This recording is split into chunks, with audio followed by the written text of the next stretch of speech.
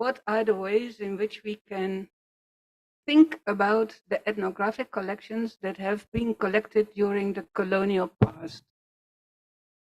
And actually, what does the colonial past mean?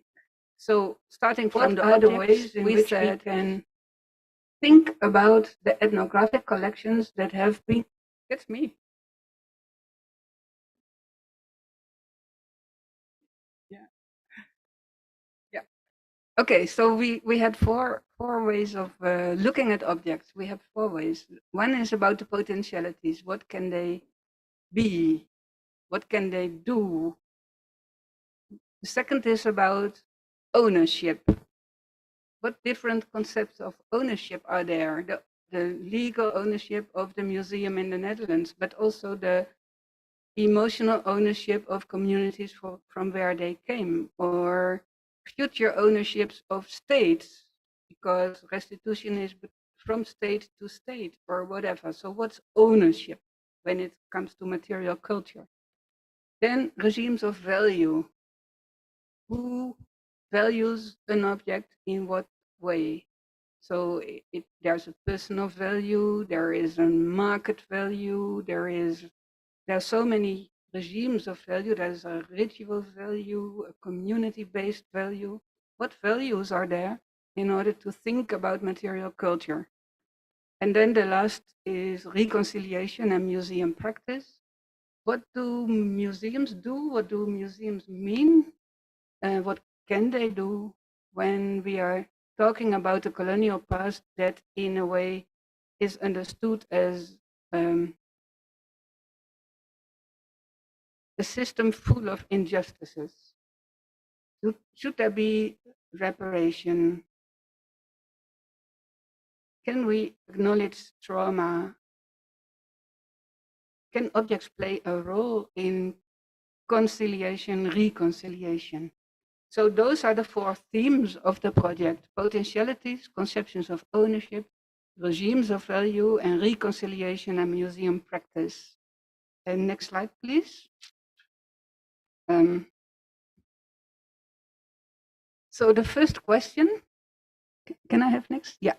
The first question is, what potentials do objects, and then we mean cultural and biological objects, so not just material culture, but also remains of animals, plant samples, minerals, whatever. So what potential do objects collected during the colonial period contain to help us better understand the colonial past and address its ongoing legacies in the post-colonial Netherlands and Europe? We discussed these talking about objects and about human remains. And we are very well aware that human remains are the most contested and most difficult objects to deal with. Already in the Science Body Stories project, we were discussing human remains. It's very difficult to deal with it. And for us, what you can see is that actually there seems to be a kind of continuum from human remains up to material culture. So you have human remains that were collected for physical anthropological reasons or for medical reasons or for thinking about race, whatever. Plain human remains. But there are also photographs of people. There are objects that do contain human remains, like ancestor pictures, Korwar in Papua, for instance. There are objects made out of human bones, objects decorated with human hair. And then there are objects that in themselves do not have human remains, but that are seen as ancestors or as pusaka. So actually our claim is that you cannot make those distinctions when you talk about material culture. You cannot say, oh, but this is just jewelry, and oh, but this is human remains. There is a kind of continuum in thinking about objects. So then when we think about the potentials of objects, we take that whole chain, that whole range of meaning into account. And then the second, what conceptions of ownership do different stakeholders, museums, curators, scientists, members of originating communities invoke in their claims to colonial objects? So we are not saying that we know it, but we want to know how people for themselves define their ownership. So if a community says, we need that object because it is our ancestors, and that's the claim. And it's not for us to say, but you are not right. No, it's a claim, and we want to think about that claim in relationship to that a museum, for instance, says, yeah, but the way it was collected was perfectly legal, and it was given to us, for instance, in the context of conversion, people who left their own religion and they converted to Christianity and they gave the object. That's not the issue. The issue is, how do people today think about ownership? And then the second, and the third, I mean, is through what regimes of value do these different groups of stakeholders interpret and make claims on colonial objects? Under what circumstances can these regimes and conceptions become compatible? So that's more the anthropological side of it. Can we understand why they make these claims and how they do it? And what is the value? And what are competing values? Like when an object comes to the art market, there's a money aspect. Those objects really have a price that is in many cases incredibly high. So is market value an issue at all? Or is it only an intangible heritage that we value? And then the last one is what museological practices may help to reconcile the interests of different stakeholders in order to create more equitable and inclusive societies and to support more sustainable and equitable redistribution of heritage. Again, a very open question. So how can we come to a reconciliation? And what's the role of museums in it? And then museum is not a fixed given. A museum is a national museum, but a museum is also a community center, or it is a heritage collection of a society or whatever. It's not a given that it should be a museum in the definition of icon of what a museum is, actually. So 4 very that all revolve about potentiality, ownership, value, and reconciliation. The way we discuss it, and I only have on this, yeah, it's the next slide, thank you. We only discuss it here for the PhD project. We look at legal questions. So what regimes of ownership do exist, but also how was the colonial past framed in legal terms? Was it legal at all? Because there's now in the restitution discussion, it is said, okay, we are going to undo injustices of the past. Injustices of the past. Where does it start? Where does it end? It will be a discussion tomorrow. And the colonial normativity in which we work. So all these legal aspects are being part of a PhD by for Elsbeth Dekker in the Department of Legal Studies. Then we have Sarah Shoily, and she has computational approaches, because if we focus so clearly on histories of objects, we need to know a lot about those histories of objects. But if we do it one by one for each object, in fact, from a historical perspective, it's a kind of encyclopedic history, and we don't want to make new descriptions of objects from another perspective in today's world, one by one, in order to come to a new appreciation of those objects. That's not how it should work. So the computational challenge is to scale up and to see whether we can improve provenance research through computational messages. And we can discuss it, but I just mention it here now. Then there's the third PhD, and that's Vatri, together supervised by Martijn Eikhoff and Mahirta. So then we are really very close also to UGM.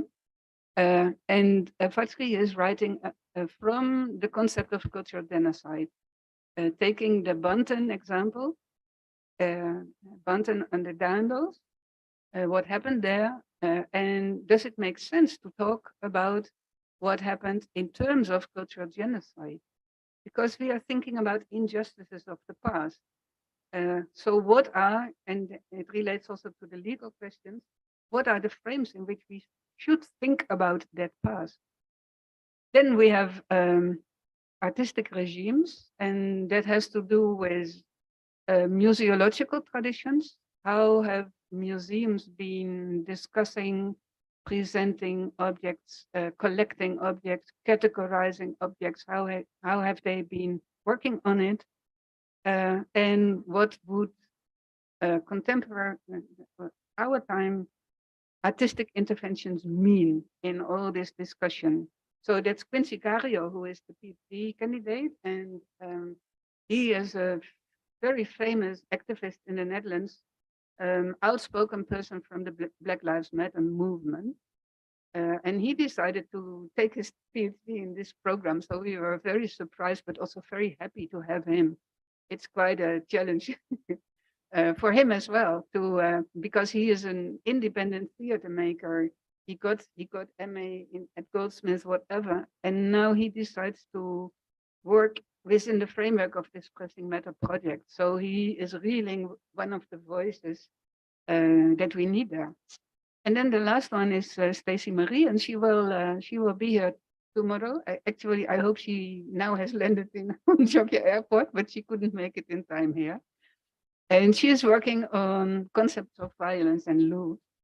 And actually, she's from Jamaica and trained in histories of the British Empire. And when she came to the Netherlands from Jamaica, and she has an background in the military. So she has been an army official.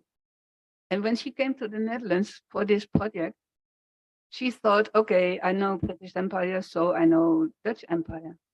And she was in shock because she said, I don't understand it. I really don't understand.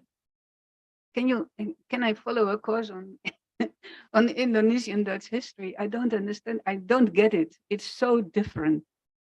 And then we said, but please embrace that not understanding, because that's what we need. We need to get out of this constant axis of thinking and vector of thinking about the Netherlands, Indonesia, the Netherlands, Indonesia, Indonesia, the Netherlands. We need those outside perspectives also to open up the discussion about our legacy and heritage. So I hope she will speak up tomorrow, but I don't think she will make it in time here now. And for her, it's very important to be really immersed in the Indonesian discussion. Okay, these are our PhD projects, and I won't discuss the rest because it would be too much.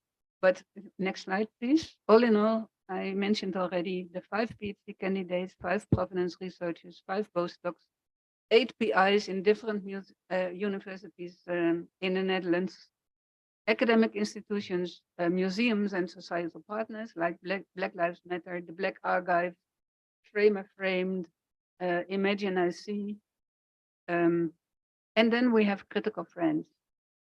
And critical friends for us, I think Tula is one of our critical friends. The critical friends for us are very important because they also need to provide that outsider perspective and ask us, but are you still doing what you intended to do? Is it okay? Do you indeed live up to the expectations? And we do have an artist in residence program. Last month, a few months ago, we had a call, and 180 artists from all over the world replied. We had to select 5 of them, and they will work with collections or with concepts or whatever they will do. They are free to do whatever they want. Also, in order to make us think in a different way, because artists, they also think with their hands. They have another type of intuition. They have another type of relationship to matter, to and yeah, to material culture. They make and they design and they use what is there in a different way than academics do. So that, in short, is the project. And next click, please. And 2 clicks. Yeah. This is the logo of the project. It's called Pressing Matter. And the designers, they are from South Africa, the Mamgobozi Design Factory. They designed it for us. And they actually what they did is they took a map of the world and they draw all the lines between the Netherlands or Europe and colonialism. So actually this is a projection of a map, but they also explain to us that if you take a cloth and you put it, you lift it, then you get folds. So there are also these folds that in a way tell a story. But we said, okay, but now we have this logo, but it seems a bit Eurocentric because all the lines go to Europe. That's not what we intend. Maybe that's the history, but we want to reverse it, or we want other lines. And they said, no problem. Oh no, I'm too early. First about the folds. So that's the next slide about the fold. So we were happy that they made this design and that they referred to folds. And it reminded us of the post-colonial scholar Dian Prakash from the Subaltern Studies Group in India. And he said that we have to know, we as historians, we should know how the history of colonialism and colonialism's disciplining of history can be shaken loose from the categories and the ideas it produced. So the history of colonialism and colonialism's disciplining of history. So in a way, we know how we do historiography, but in a way that's also deeply impacted by the standards set by the colonial past. And one of those standards, of course, is how do you use archives? Archives are always the source and they always tell what happened. But who made the archives? So how objective is that source actually? And isn't this constant relationship to written sources that have been archived by the power, by the authorities, is not this constant relationship to the archive in a way disciplining our history? So then he says, actually, those archives that were made by the colonial powers, they in itself already are deeply immersed in thinking about self, the colonizer, and other, those who had been colonized, who needed to be enlightened. I don't know what, full of thinking about a colonial mission, a civilizing mission. But can we find the voices of the people who were colonized? Can we find those voices in the archive as well? So he says that what we need to do is to get beyond the colonizer-colonized polarity, where the historicist notion of history gets people without history into its fold, and where the metropolitan culture speaks to the marginalized in the language of its supremacist myth.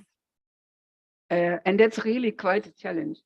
He said this already in 1995. So the early start of post-colonial studies, thinking about how can we get beyond those archives, how can we read along, against the grain, how can we think who was the informer of the person who wrote the account, etc.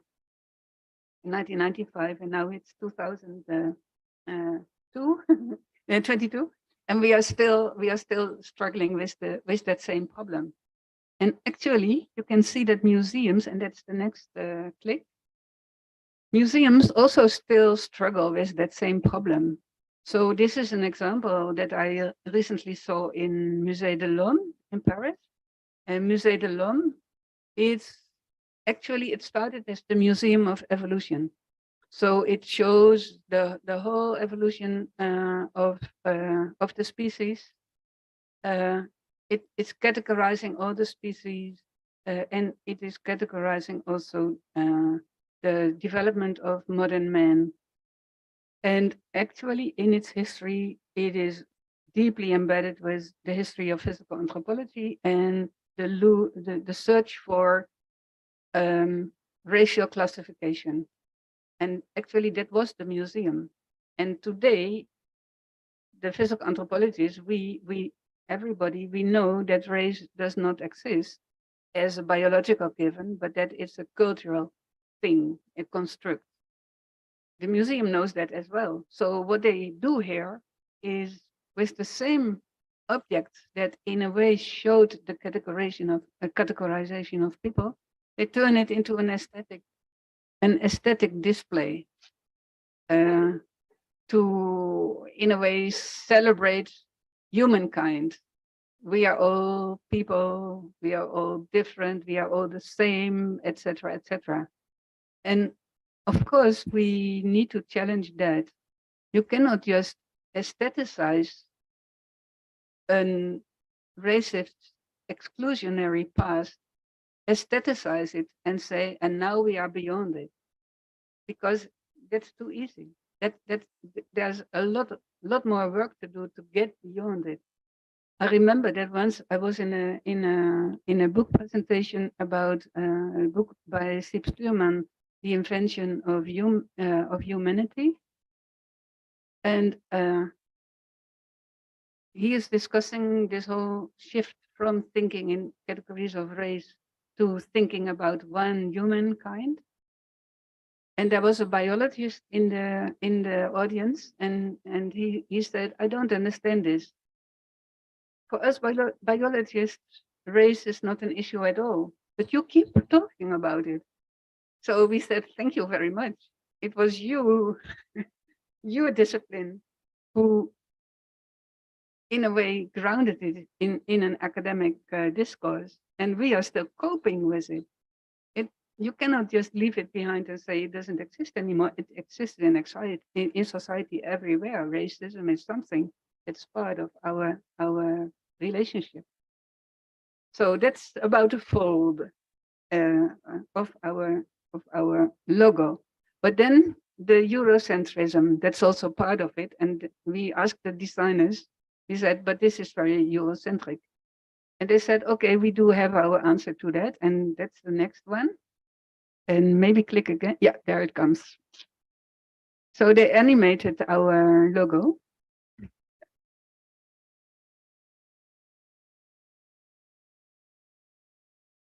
I really like it.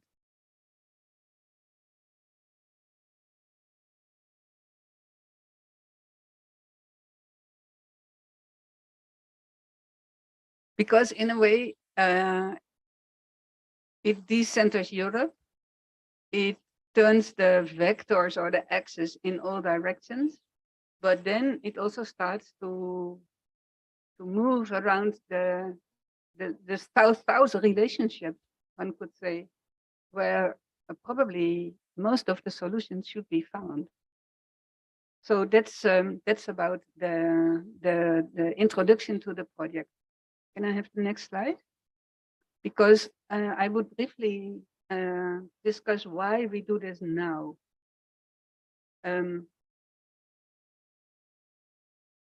Already in the 1970s, UNESCO started talking about this. And UNESCO, we did have the UNESCO 1972 convention to prevent the illicit traffic of objects of cultural value. And already when that convention was designed, there was the question, and what about all the acquisitions of the colonial past? And of course, a convention cannot have a retroactive power. That's impossible. But there was, from the start, there was the moral claim to look into restitution questions concerning the colonial past. So to be sure that as from the ratification of the convention, nothing illegal in terms of export of cultural goods would happen anymore, but moreover, think about restitution of objects collected in the colonial past. And the little leaflet that you can see at the left, the restitution of cultural objects, it's a plea from Sweden already in 1976 that there should be an active restitution policy from European countries to the countries of origin. And the poster that you see, Stop the Culture Smugglers, 1979, that was a UNESCO campaign, and the UNESCO wrote letters. They wrote letters to all the governments, and I have found all those letters in the archive saying, European countries, you really have to speed up. Something needs to happen. This is not good. We see the development of independent nation states, but their cultural heritage is in Europe. So for the development of those new independent countries, it is so important that you take into account that so much of their heritage is in Europe and not in their own country. So you need to speed up. But what happened was that the European countries, those who were united in the European Economic Community at the time, they met in Copenhagen, and the Belgians and the British, they said, no, we can't do this, because the moment we start restituting, our museum depots will be empty. It will be open the floodgates. We will lose everything. We will lose the Parthenon marbles to Greece. We will lose the Benin bronzes to Nigeria, and we will lose everything. So there was a huge fight because Italy and Greece, they said, no, you need to start restituting, because those were the two countries that had lost most of their heritage themselves. So they knew, they understood what was at stake, and Greece wanted the Parthenon marbles. But the other countries, they said, especially Belgium and the UK, they said, no, we can't do this. We don't do this. And then Germany and the Netherlands and Denmark, who were more or less in between those two positions, decided not to act at all. So nothing happened. Nothing happened until there was a new museum law in the Netherlands in 2013, I think, in which actually the UNESCO Convention was ratified and the discussion about restitution started. So these are more than 30, 40 years that just went by with a taboo on discussing restitution. So now it is all over the place, and you know it as well as I do, because it is in Indonesia as well a vital discussion. There has been restitution in the past. In these years, in 1976, there has been a restitution from Indonesia, from the Netherlands to Indonesia to the National Museum. Prajna Paramitra, Nagra Ketagama, and a few other things. But that was it. But then the most right-wing government that the Netherlands ever had in 2011 decided to stop with development cooperation, to stop with Royal Tropical Institute, to stop with Tropen Museum, etc. And what you see here is people who just came and made a human chain around the Tropen Museum in order to protect it for being closed. And people said, but what are you going to do with the collections? If you close the museum, if you don't fund the museum anymore, what are you going to do with the collections? It doesn't matter. But then happily government fell and a new government came. They did not restore the funding, so the funding was gone. But they took out the Tropen Museum and turned the Tropen Museum into a national museum. So they nationalized the collection. They said it is not anymore the collection of the Royal Tropical Institute. It's the collection of the Netherlands. We pay for it. We keep it. We conserve it. We take care of it. It's our collection, and the museum is not the owner anymore. And the museum merged with the Leiden Museum, Volkenkunde, with the Africa Museum. The Museum Nusantara in Delft was stopped, and the collections came partly to Indonesia, the other story, but most of them stayed in the Netherlands. The Wereldmuseum in Rotterdam became part of it, etc. So that was a major move, and all the most important ethnographic collections now are together in the National Museum of World Cultures, which was the merger. And one of the collections that stayed apart was Bronbeek, and that's the collection of the former KNIL, so the colonial army. And those collections are owned by the Ministry of Defense. So these are the most important ethnographic collections. Then there was this research and policy advice on what to do with all these collections. And the Council of Culture wrote an advice, colonial collections and erkenning van onrecht, acknowledgement of injustice. So actually that was the turn in the public consensus. Okay, we have to restore injustice of the past. It's just a report. And they say every object that was collected in unjust circumstances needs to be restituted. So of course that led to a big confusion, because for them who wrote the report, it was easy. Injustice should be restored. But where and when? Is it in war?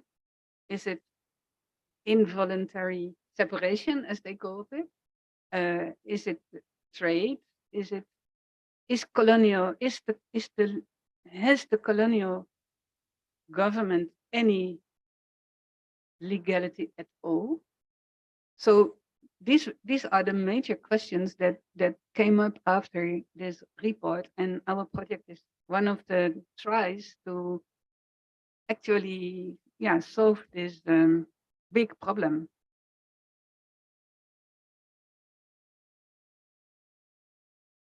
The next slide, please. One of the things that is at stake here when we talk about injustices, acknowledgement of injustices and undoing injustices, is what are the epistemic values from which we work.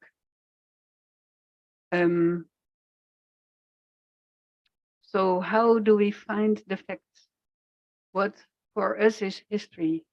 What is provenance? How do we establish a clear view on provenance, the history of objects?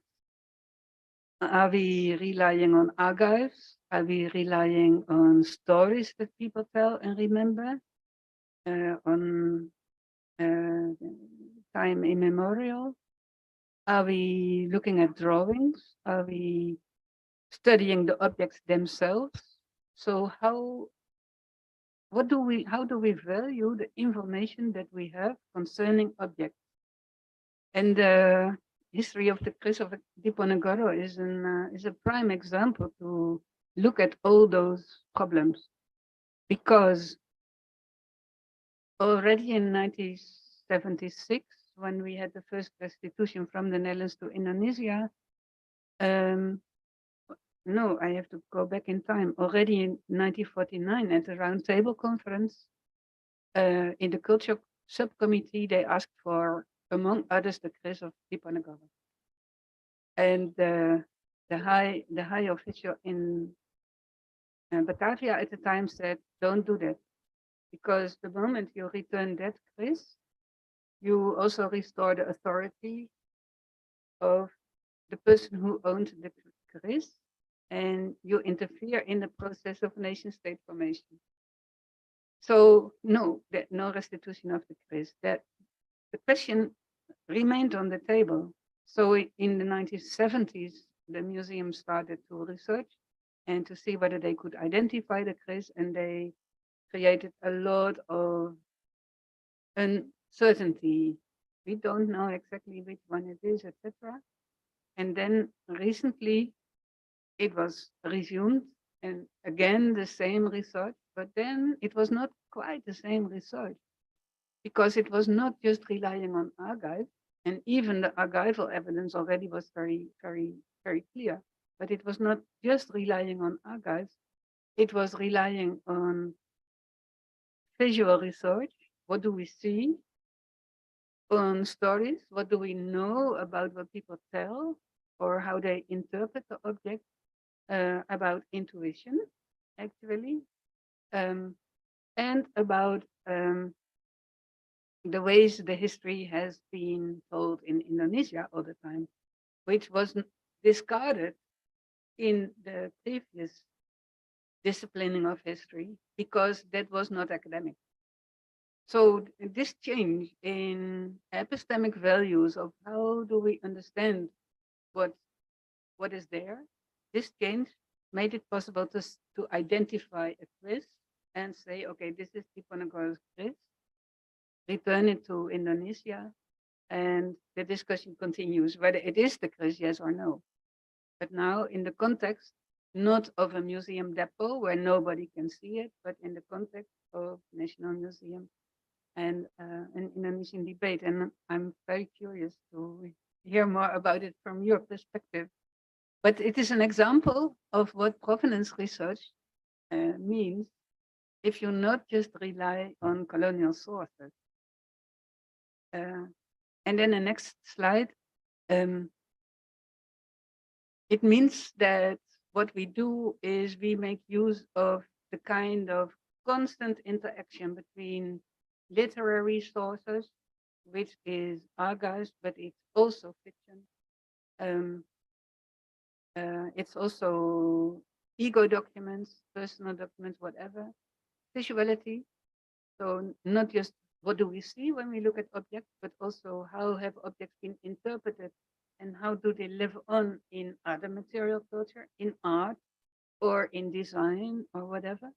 And orality, what do people remember, what do they know, how do they, for themselves, express their value. And these are things that constantly work together. Next click. A few. Yeah, one more, two more. Yeah, there it is. So it's about the materiality of the object. It's about the performativity of the object. What do they say for themselves? How are they displayed? What does that mean? It's about intersubjectivity, how people referring to other sources in what they do in their way.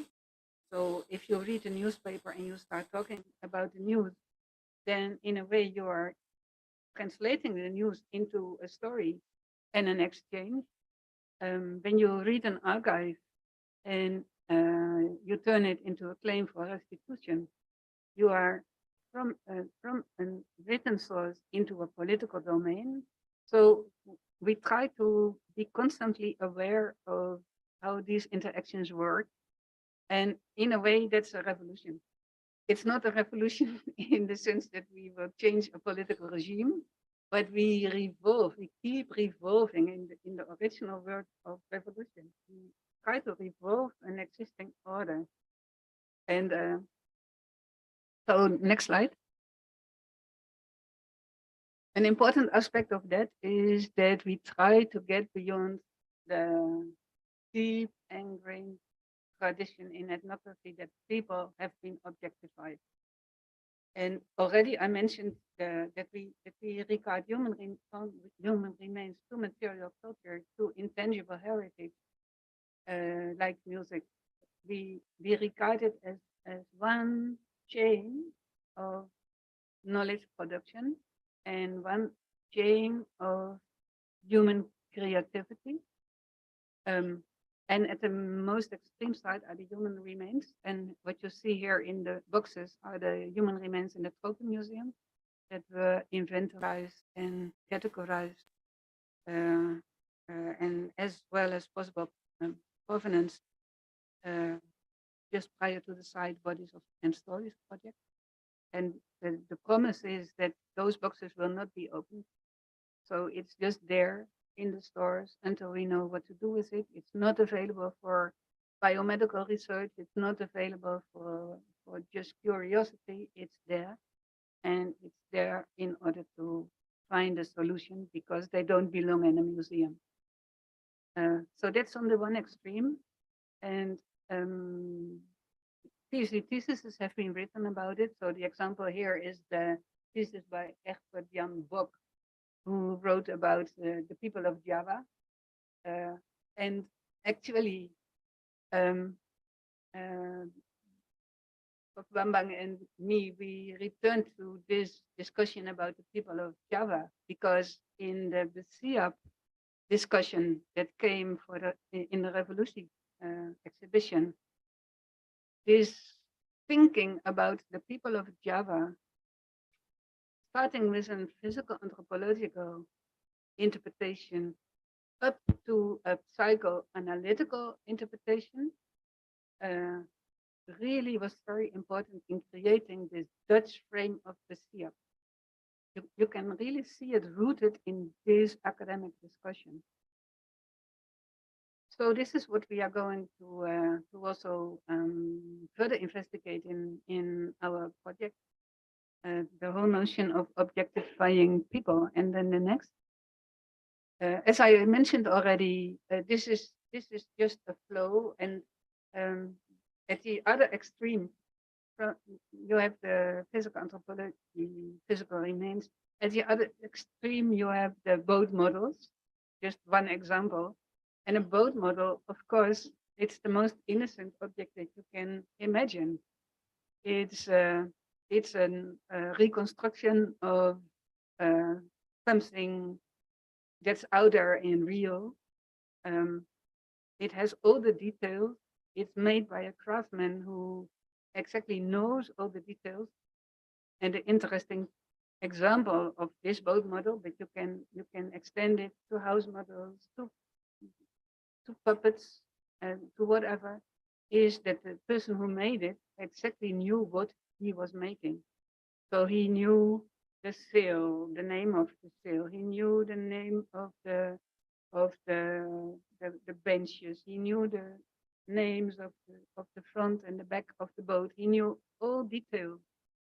And the person for whom he made the boat model, in this case, the Pater Drabbe, Tanimbar, the person for whom he made the boat, he noted all the names.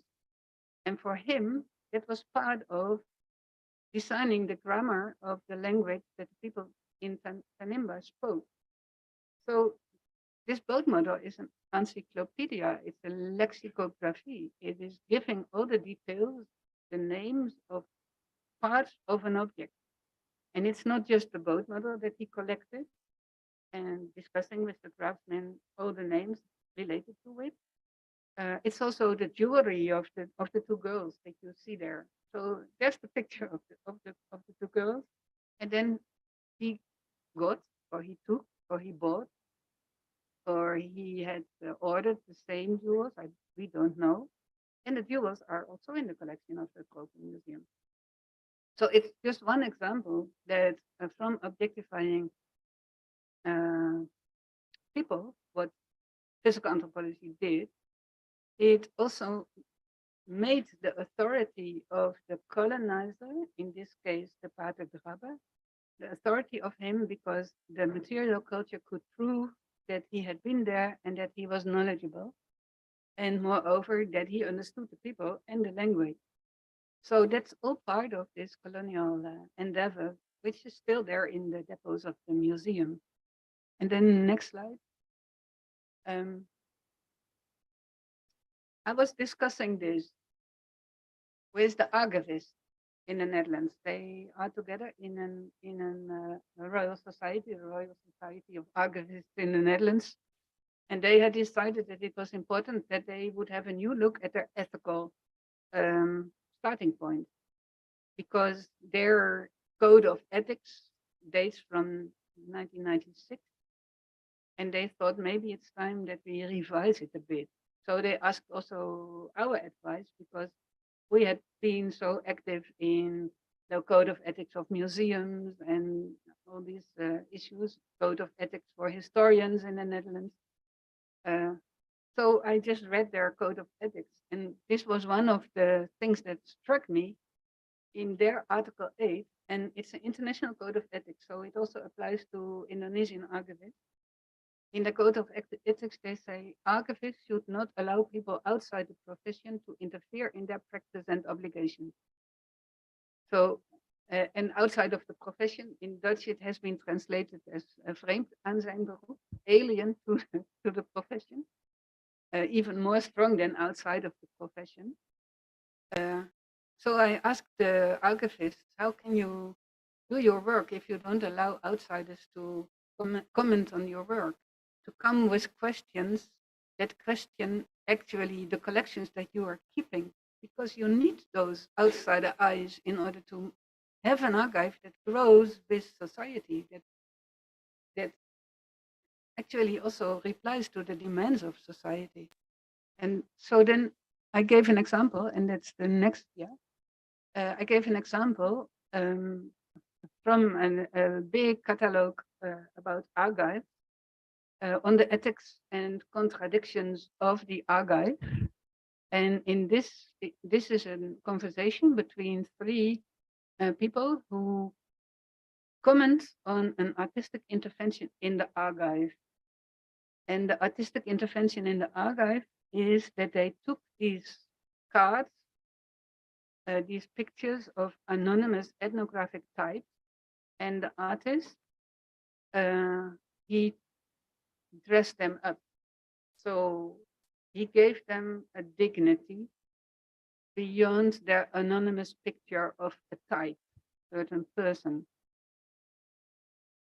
So this is an intervention by an outsider in the archive. They took the original object, but in a way it was easy because it's a photograph. So there's a print run. There are more copies. It's not the only copy, but it raises the question: can you interfere in the archive? Can you really make an artistic intervention in the archive? But then, and that's the next slide. Please click twice, yeah. They discussed it. They discussed this work, this dressing up, changing the picture of anonymous people. And one of the people in the discussion, she said, Carolina Lariano is her name. She said, sometimes there's a lack of deep understanding when handling archives, so that what is an experiment to some is sacrilege to others. Sometimes we talk about things that should not be talked about vainly. So she questions whether the person who made this intervention actually has the right to make the intervention, or is thinking too easily about what it does with the people who were depicted here or the people who show it. And they did so because they said, we are three Black people with an ancestry in slavery and colonialism. We don't know our forefathers. This guy is a very well intending white artist, well known, and he dresses it up. Does he do it for us? Does he do it in order to improve the archive? Does he restore in any respect the fact that we don't know our ancestors, that we come from a history of enslavement? Did he ask that questions at all? So they do not say that they reject it, but they say, who does it? Who has the authority to make this type of intervention? And I think it's a very pertinent question.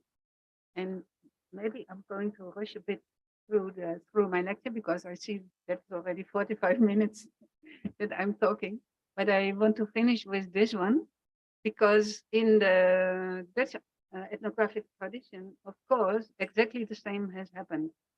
So people have been objectified, not just by studying them, turning them into classes of people with different objects, different languages, different facial characteristics, etc. But it also has been deeply ingrained in Dutch society, in thinking. So this is these are the playing cards with which I, as well as a child, played because we had them in the family.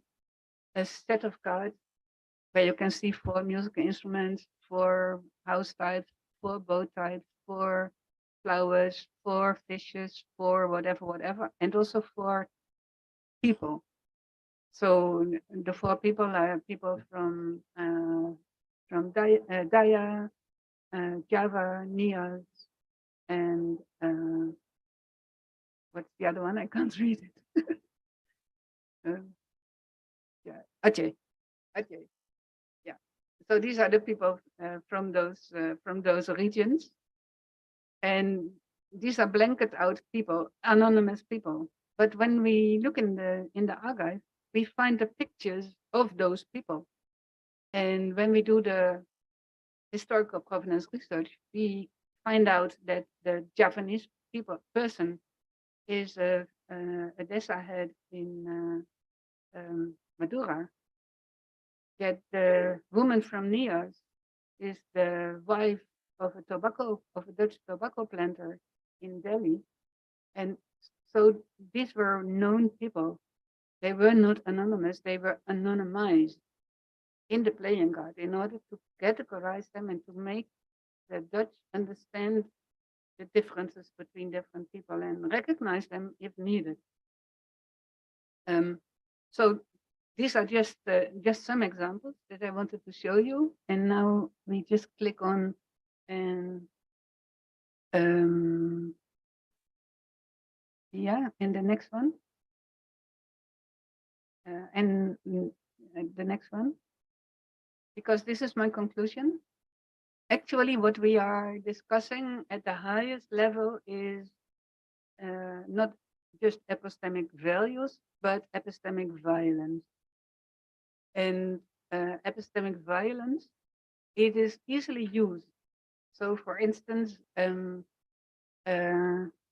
Marieke Bloemberger, she used it in a discussion about Borobudur heads in Dutch collections. And she said the fact that those Borobudur heads are in the Netherlands and not in at the place where they belong is epistemic violence. And I asked her, but what do you mean? It is a big word. What do you mean? And I do not yet have the answer as well. But what we think is that on the one hand, it's a meta notion indicating that we need to move away from established knowledge and rather from new knowledges. It's also an analytical tool that helps a critical understanding of existing knowledge. But the major question for me, and that's also, for instance, in the project about cultural genocide or about the legal regimes in which we work, is can you make an academic distinction between epistemic violence and real violence and injustice? Or can you not separate those two? So this is what I wanted to present about the starting points of pressing matter. We started in COVID times. We are now getting in full speed. And thank you for listening. Well, thank you so much, Professor Shusen. That was really a rich presentation and thought-provoking lecture that we heard. So I think this is really big project it did. And as you can see it, and we can really learn that many things come up and a new approach in and doing research about history, about colonialism, colonial heritage, etc., etc. So pressing matters. It seems the word itself, you know, push us to think and to question actually it's pressing matters for who actually it's who's being felt by as pressed by these matters. Although the symbol of the project it's really nice and it's pointing into a top of the tips, which is perhaps that hub located in Europe. But we see that when it was playing in the how you call it the animations, the tip it's going over and move over, and then sometimes also pointing into the other words, especially the former colonized words. So meaning that's also involving us Indonesians as a former colonized colony. So this is also a pressing matters for us as well. And then for that reason, Professor Susan invites us also to be involved in these discussions, especially when it comes to the colonial legacy, the cultural objects that collected from the former colonized countries. So there are four big questions about the potentialities of the objects, the conception of the ownership, and then the regime of values, and then reconciliation and museum practices. But that's very big indeed. And maybe for many of us, it's really a new. There are several new concepts and terms there. Cultural genocide. It is also a very big term, and then and I think provenance research and things like that. So since this is really an introductory lecture, so we can also ask whatever question I think come up or cross in your mind. This is okay, and you can also ask the question in Bahasa Indonesia if you like, and then I can help translating it, and maybe Prof. Susan also understand Bahasa Indonesia. So yeah, please, anyone who wants to ask questions or yeah, anything, monggo, Pak Bambang. Uh,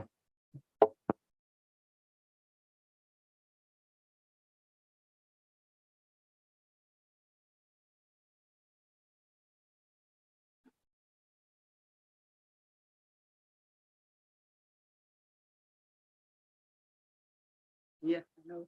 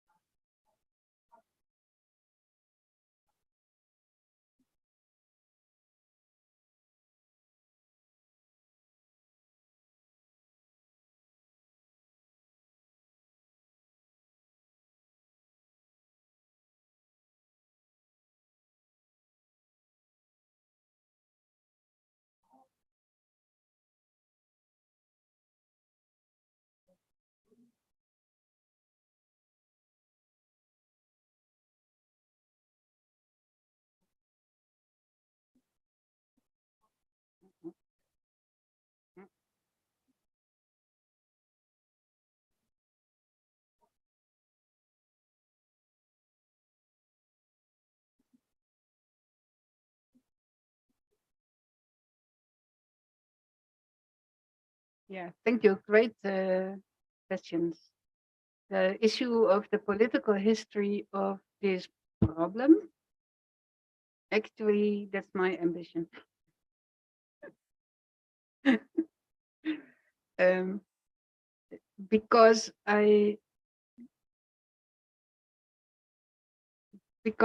think that as I look at it, there is a long history which maybe starts, yeah, Tula knows better, in 93, no, 1913, the antiquities law in Indonesia, where they, yeah, yeah, yeah, yeah, yeah.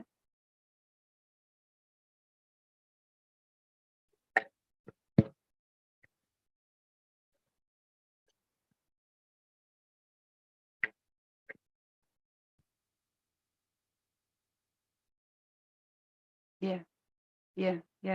And then so that was in my view one of the first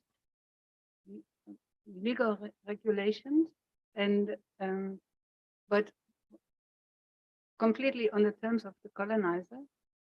1949 roundtable discussion has been very important because from the Indonesian side there was this very strong push for restitution, and that push has been there. And the political history of how Europe responded, not just how the Netherlands responded, but how Europe responded, for me, uh, it has the clue that this imperialism is a European affair. The decolonization of Indonesia was not just a matter between the Netherlands and Indonesia, but the USA interfered, the UK interfered, everybody interfered. And then you got the Tokyo Tribunal, where there was a lot of discussion about the violence by the Japanese, but the colonial history before that was not discussed as such. That's already a major political issue that happened.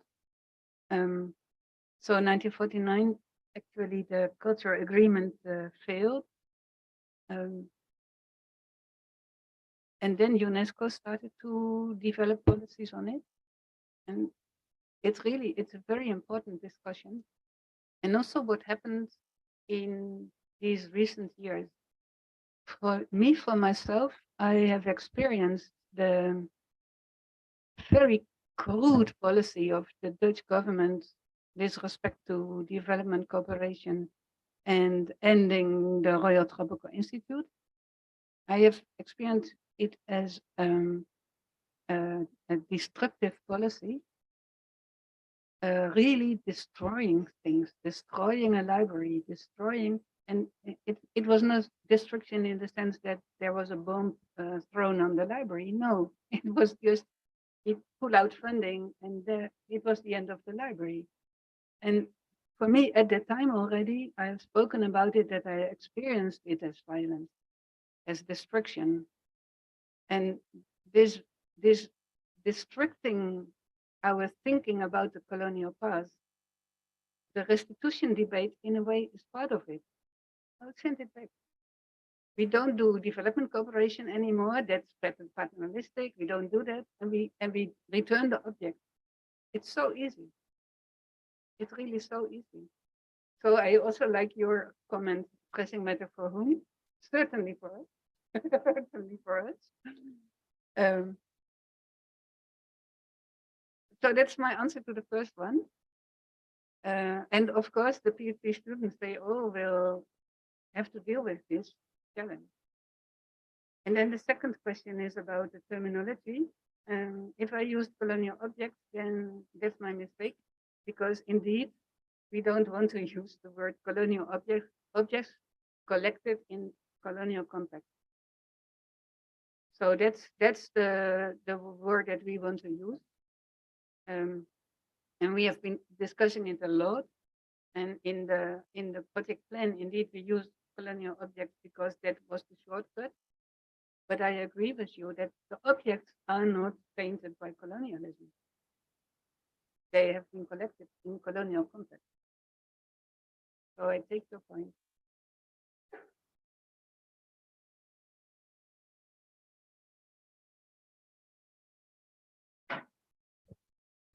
I did watch all of your presentations, so I could only come at the end part. But the end was really interesting for me about the idea of epistemic violence.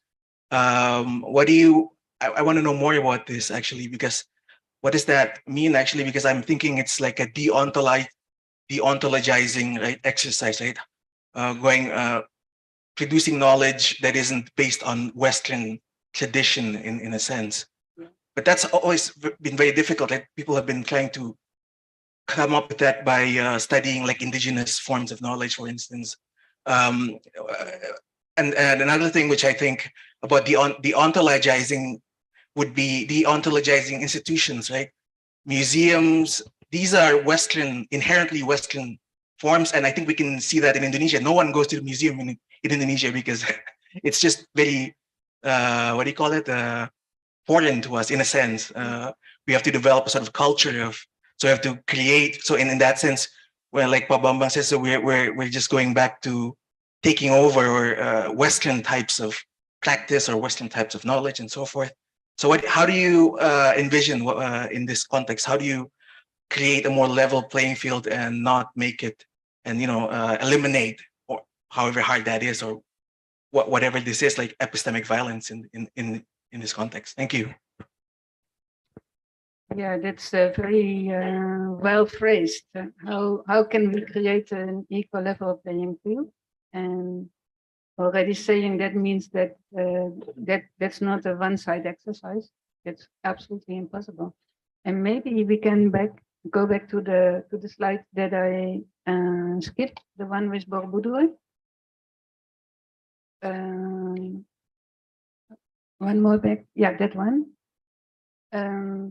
Because that was the first example that I noticed how easily the word epistemic violence is being used. And this was the quote that made me think, and maybe I should read the full quote. It is Marieke Bloemberger. You all know her. She's a very critical and very good scholar. And she was researching the Borobudur heads in the Tropenmuseum collection. And she said, whilst for many objects, it's unclear who they should be with, and the answer to this question is always political, for some, it is immediately clear that where they should be.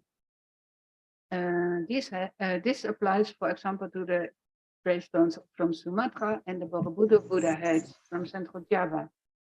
The gravestones belong on the ancient graves in Sumatra. The Buddha heads belong on the statues of the Buddhist temple, which has stood in Java for over 1100 years. In Indonesia, these places, graves and temple, have in turn become part of a national and international heritage politics, and also changed as a result of local signification. But there, the gravestones and Buddha heads, which are now in Dutch museums, could have continued to play a part in local religious practices, memory creation, and changing signification of that place. The fact that they have been unable to do so is painful. The fact that they were removed in the context of colonial power structures and disappear into museum showcases and depots as spiritual Asian art, or traded in the art market at ever higher prices, should be seen as an injustice and epistemic violence. So when I read this, I thought, actually, I felt more or less helpless. I thought, what are you saying here? Are you thinking about a past that did not happen? Because, as she said, actually, if the heads had not been removed from Borobudur, Borobudur would have remained a place for rituals that it is no longer. It now is World Heritage Site and it is owned by the world, and the prices are sky high in order to visit it, whatever. That would not have happened if the objects had not been taken to Europe. Is that the implication of what she said? Or is it only an academic exercise to call it epistemic injustice? And actually, I'm still struggling with it. I don't know. I hesitate to use the word epistemic violence because it's used by those who already are in the most powerful positions to think about it. So to create an equal level playing field, I think we just should make space. But I don't know whether that's naive as well. What do you think? Yeah, especially I'm thinking like in Indonesia itself, I mean, epistemic violence is Western, but there's also local forms, I would imagine, of epistemic violence. Because you're like thinking, for instance, the Borobudur is a Buddhist and in the middle of a Muslim country now, right? In the middle of, there's always this kind of layers of, but I think maybe by allowing locals to participate, maybe something like that, maybe. I don't know. I'm just actually interested in what you have to say. Thank you. But opening up dialogue with what locals would consider to be epistemic violence, for instance. However, I think maybe that might be a way of, because if you say that, for instance, the problem with that is there's still a problem with knowledge production, that these are defined by people in the West, then allowing people a voice on the ground, that might be a way of trying to bridge the gap, right? And trying to open up what do you call it, indigenous forms of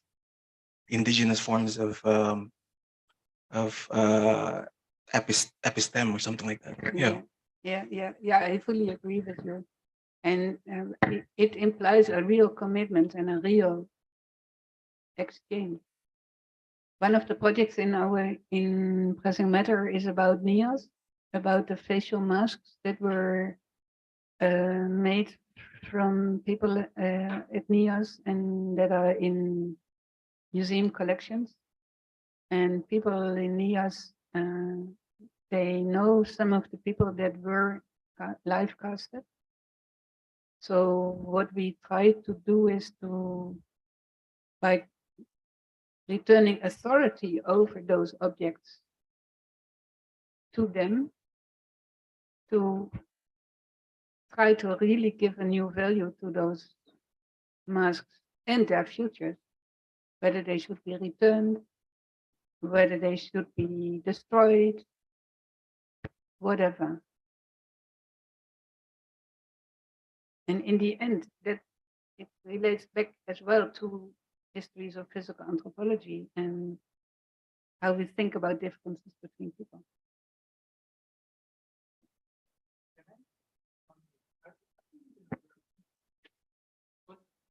But that time, when I forgot his surname. This the and I forgot her name. So she saw us a very interesting collection taken from Archivo. There's a Quran. There's the Quran, full of blood. Full of blood, taken from the Archivo. It's not only one. Some of them. So now when we come to this kind of collection then how then we, to put it into this kind of your question, your four main questions. For example, the last one even, the museum practice. I can imagine what will happen with this kind of collection, if we saw it. If we saw it maybe in Europe, the impact of the museum practice will be very different if you saw it in Indonesia, this kind of collection.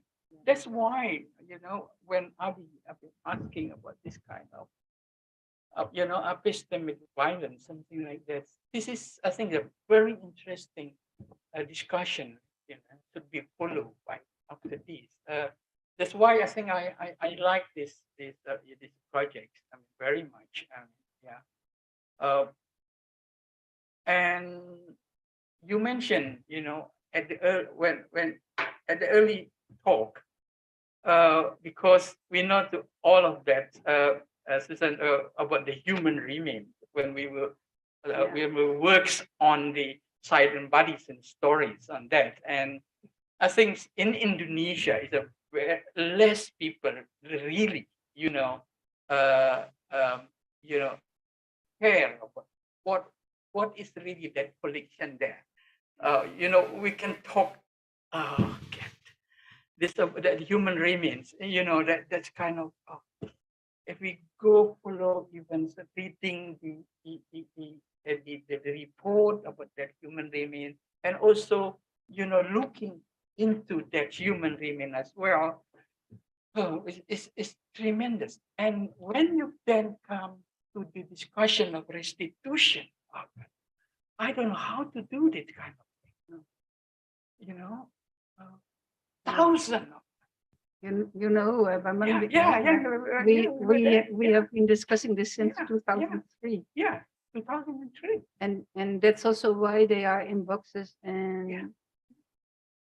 they will not be open. Yeah. Yeah. My initial and naive idea was, okay, we inventorize them, then we know what it is, and then we bury them at a graveyard in a tin coffin, and they promised me they will stay in good condition for 100 years. So that was my initial naive idea. And I thought, and we put a stone and we say, this is to honor those people, we don't know who they are, but they, I don't know. I thought kind of nice text. But after we knew more about the human remains, we really didn't know anymore what to do with it.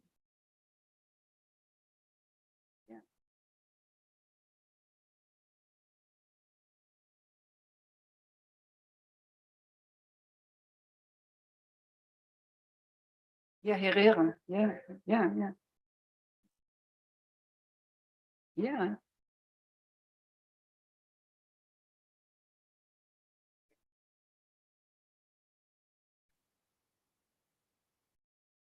Yeah, and you know, it's not just two persons, but it is parts of human. Yeah.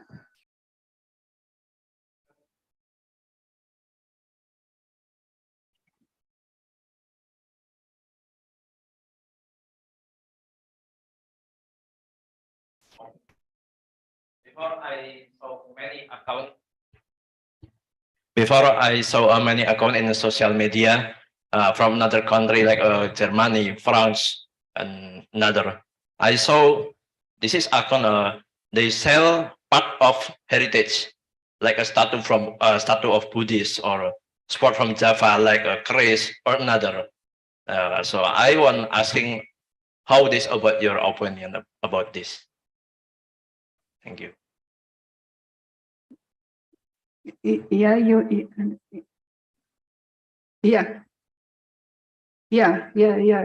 I do get the question.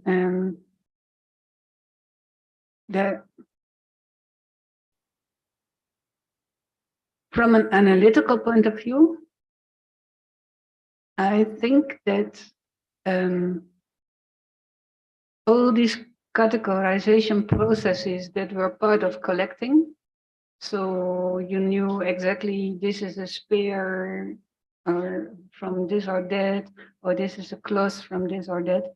This categorization in museum collections in itself also established a fixed identity for objects related to people. And then the art market comes in, but tourism comes in. And yeah, it can be just innocent and a play, but it also can become an identity marker that in itself becomes political. So yeah, it very much depends on the situation and the context. Did I answer? Yes. Okay. No, not really. Not please. Okay, I mean, in the account from social media, they sell from himself, apart from heritage, like a statue from Buddhist, like in Indonesian patung, but mungkin like this. They sell for a collector. I mean, my point is how your opinion about this from the museum, because like a statue or this heritage, like apart from museum, like this. Yeah, so then it's private collection.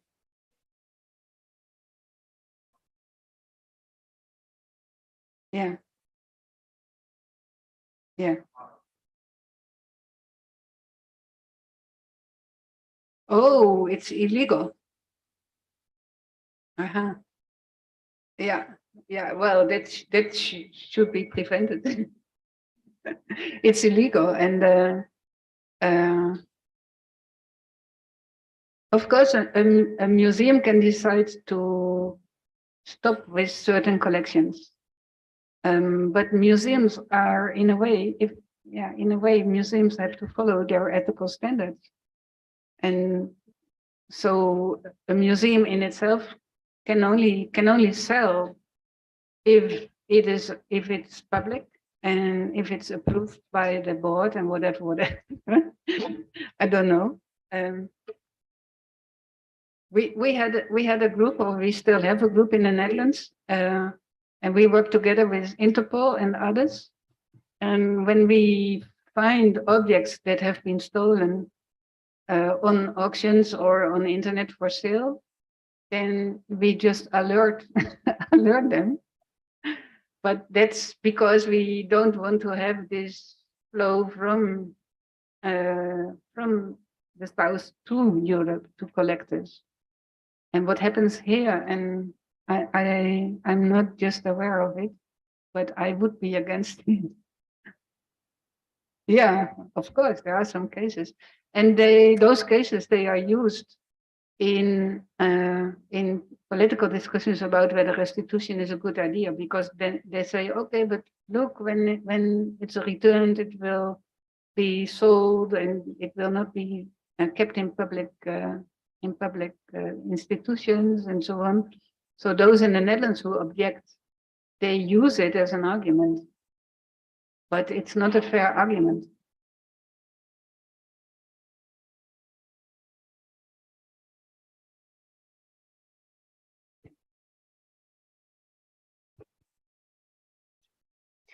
Thank you very much for a really interesting and informative paper. My name is Barbara Titus. I'm from the University of Amsterdam, and I'm the curator of the Jaap Kunst collection, which is a musical collection. In that sense, I would like to ask you the question, how you think about the issue of materiality. We've talked about the epistemic dimension as a kind of ontologization. And yeah, the fact that your project also emphasizes performativity.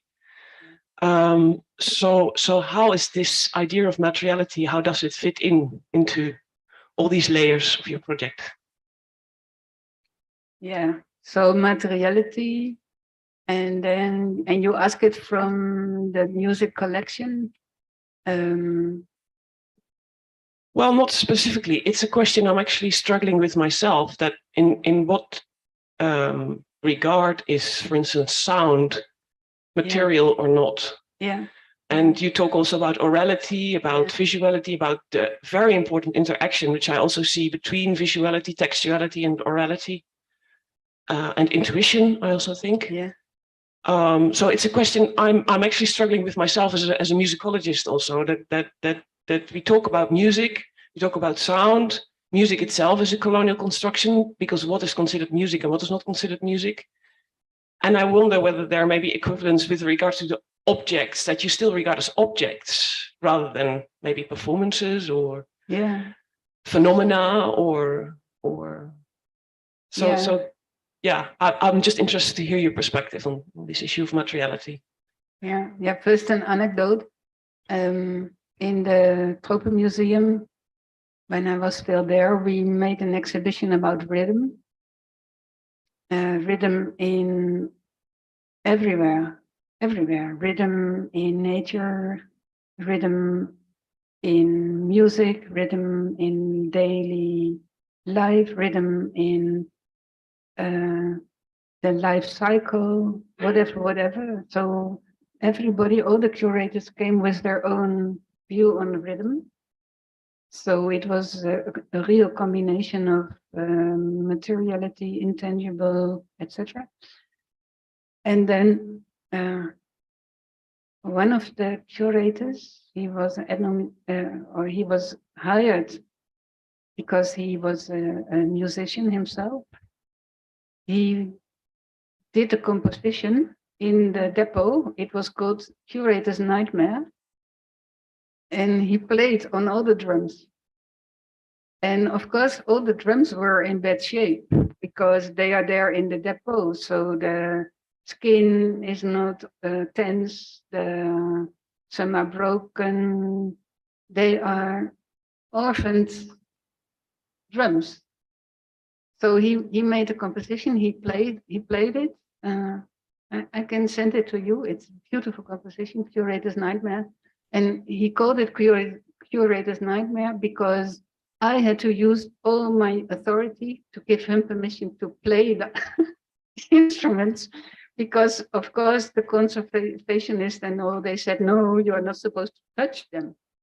Don't touch them. So what are the musical instruments in a depot that you are not supposed to touch? Then actually you have put them into exile, if you put it in human terms. So materiality needs a vitality that comes from being used or being known or being put into relationship to other objects. It's not just a static thing, but yeah, it needs movement as well, I think.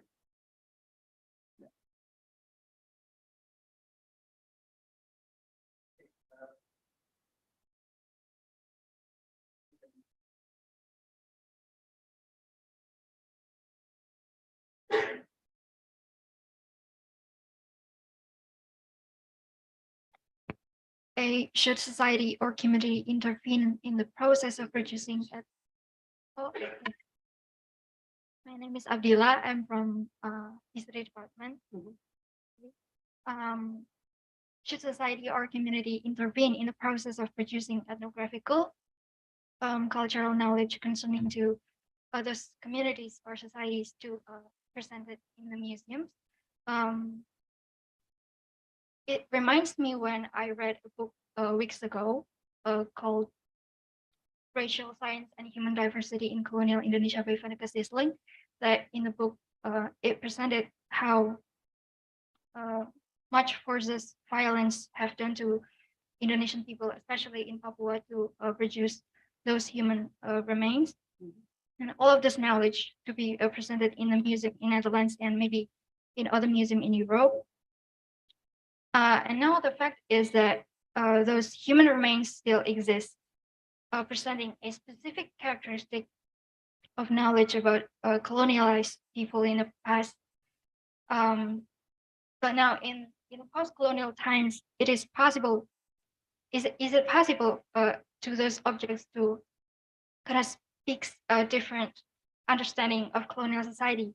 Is it possible if we want to change the paradigm of the narrative, but the object itself doesn't change? Yeah. Thank you. Yeah. Does the object always remain the same? And is it only the narrative that changes, or does it then also change the object? I like the example that you give, and in a way, objects belong to the past when they were made. So a Borobudur head is from 900 or 1000, or a batik is from 1918 or whatever. So the objects were made in a certain time and that defined their shape. But if we look at things, I'm thinking to try to find an answer to your question. If we look at things, we never look in an objective way. So we always look with what we already know. And if you I remember my own experience. I once I went to Mali for the first time, and I had seen many pictures of the houses in Mali. And actually, I had seen the pictures, but it was only when I saw the houses themselves that I understood the pictures, because there are kind of beams getting out of the houses, and I had not understood what I saw. And when I saw the real houses, I understood. Suddenly, I also understood the photographs that I had seen. And that's the same with other objects. The moment that you can recognize different batik types, for instance, already you look different to a batik cloth than when you only can recognize it's batik. Or if you even don't know that it's batik, you just see a nice cloth. So it's also the knowledge that you have that defines what you see. And is the object then still the same? So we look with other knowledges or with other perspectives of other values, but the object remains the same. Yes, but I think that the moment we discuss what will happen with the object already changes because of the discussion in itself. But it maybe a materialist, a Marxist would say, no, of course not. The object is the object, it doesn't change. It's just a material. But I do think that the fact that we look with different eyes, depending on where we stand, what we know, how we appreciate the history of the object, that fact already impacts on the object. Yeah.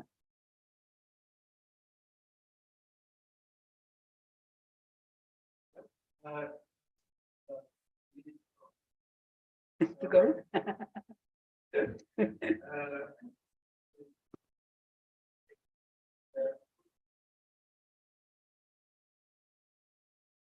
Ah, good. You've been waiting all the time.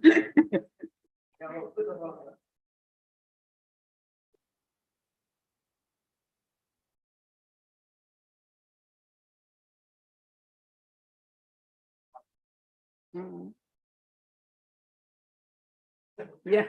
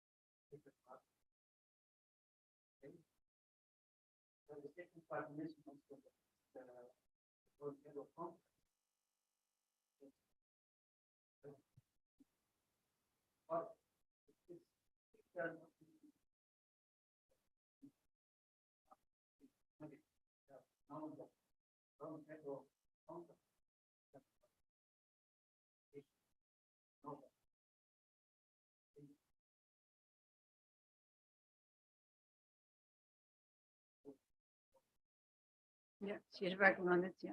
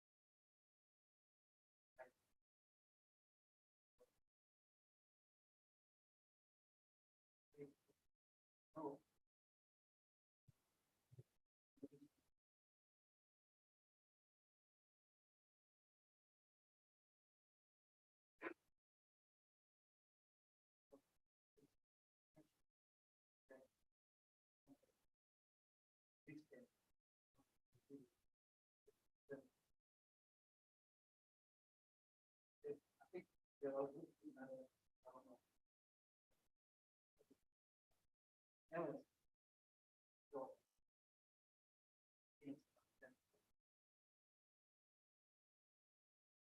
yeah, it's what are your but also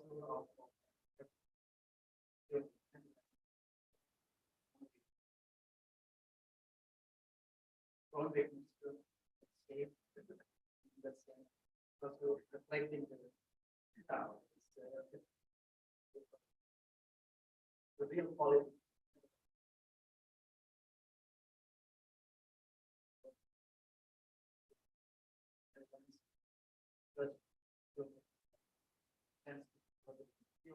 A lot of objects.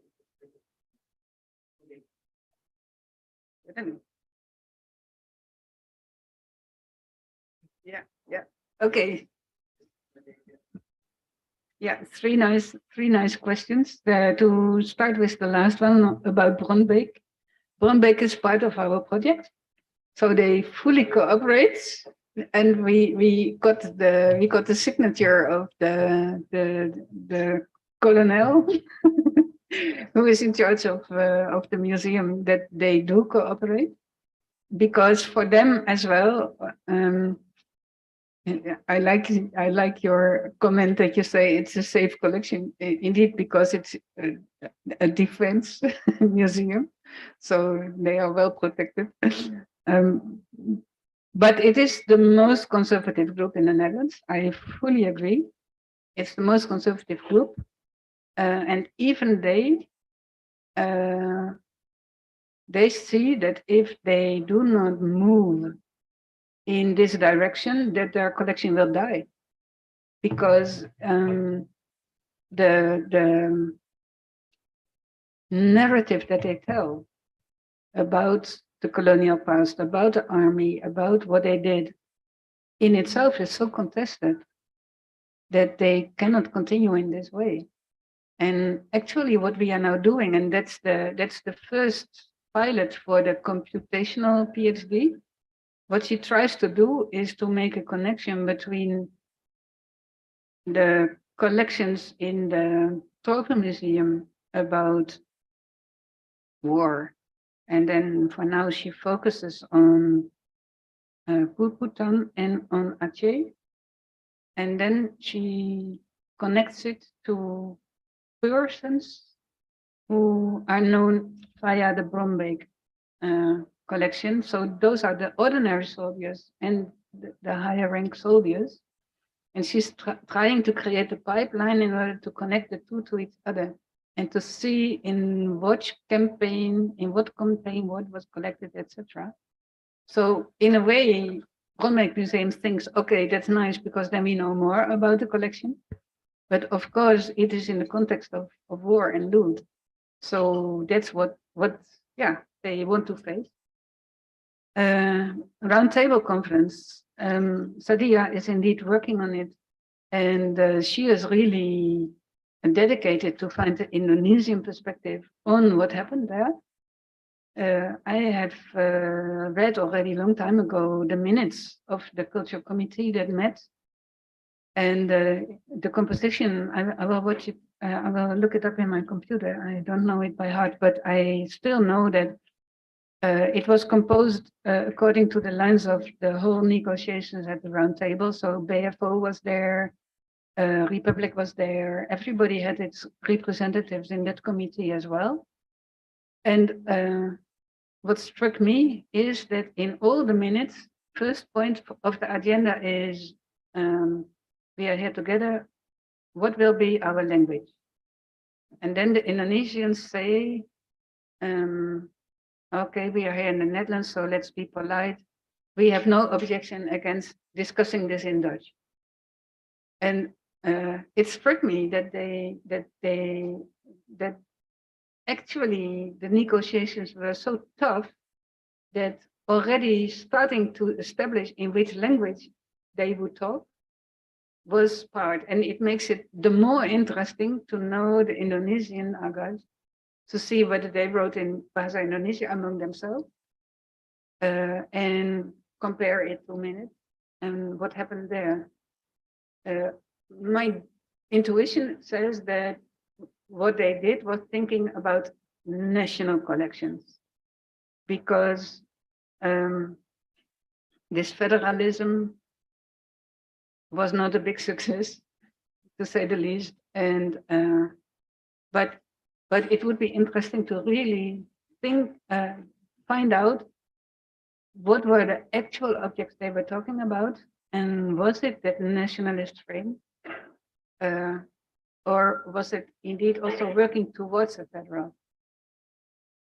Because the district museums that are now here, in a way, they also have a kind of delegation of a big and national museum structure. So that's research in progress. And the first discussion about reconciliation, yeah. When you remember the logo, it's also about Africa. It's also about the Caribbean. It's also about Greenland, or the Sami people in Scandinavia. It's collections and connections all over the world. And the most important examples that we know about artistic interventions aimed at reconciliation are from Africa. And maybe that's also the model that has informed our thinking about it. So work on a common past via means that are not necessarily political or academic, but that are cultural and social. But we have to find out. And one of the discussions that we met already was in a discussion in Groningen, where I went to explain the project, and someone said, how do you prevent that when I enter a museum, I'm offended? How do you know that I can stand what you are presenting? And it reminded me of the discussion about the archive and the artist intervention in the archive. And your opening question, for whom are you doing this? And who knows what he or she can expect? So I'm really grateful for the artists who come and try this out. I don't know the answer.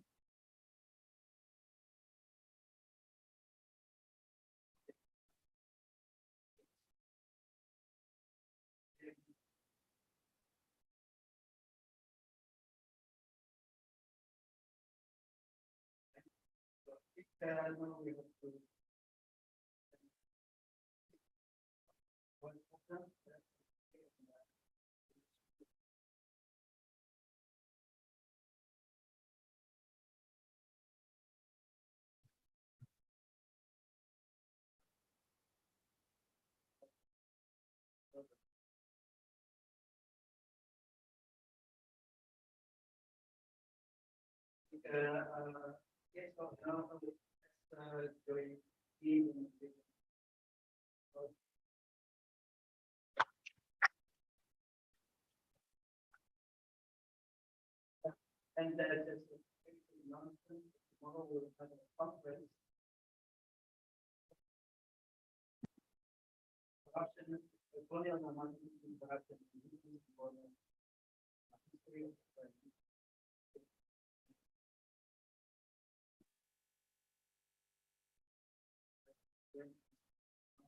Thank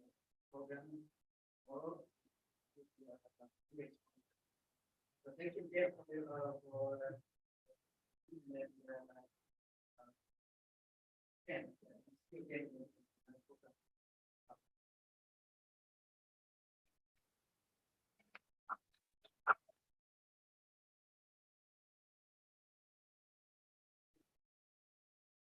Thank you.